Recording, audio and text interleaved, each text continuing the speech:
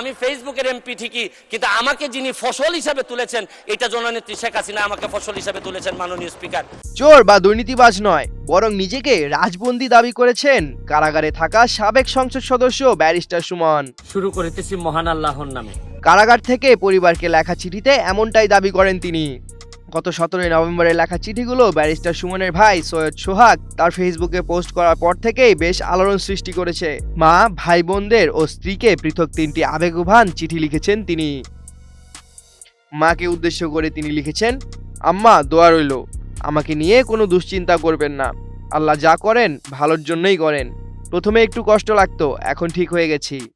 আপনি নিজের শরীরের প্রতি খেয়াল রাখবেন, সারা জীবন আপনাকেই বেশি কষ্ট দিয়েছি। তিনি আরও লেখেন, এই 45 বছরে এসেও আপনার টাকায় আমার পরিবারের বাসা ভাড়া হয়। এর চেয়ে আর বেশি কি এক মায়ের কাছ থেকে নিতে পারি? যে বয়সে আপনাকে আমার সেবা করার কথা, সেই বয়সে বরং আপনারাই আমার পরিবারকে দেখছেন। আল্লাহর কাছে আপনার জন্য সুস্থ ও দীর্ঘ জীবনের জন্য প্রার্থনা করি।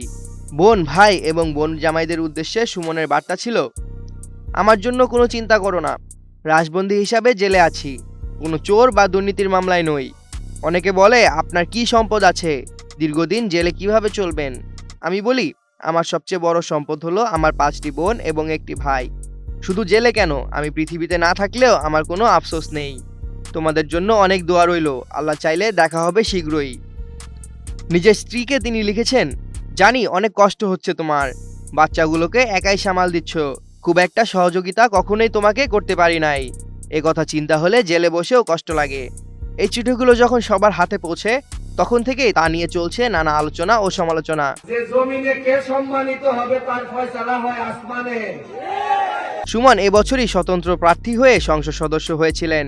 তবে জুলাই আন্দোলনে আওয়ামী লীগকে পুরোপুরি সমর্থন দিয়েছিলেন তিনি। সংসদেও শেখ হাসিনার চৌর্যবৃত্তি করতে দেখা যায় তাকে। একটি ভাইরাল ভিডিওতে সুমনকে নিষিদ্ধ সংগঠন গণহত্যায় অভিযুক্ত ছাত্রলীগ নেতাদের উজ্জীবিত করতে বলতে শোনা যায়, তাদেরকে প্রতিহত করার জন্য বাংলাদেশ ছাত্রলীগ একটা বড় ভূমিকা রাখবে।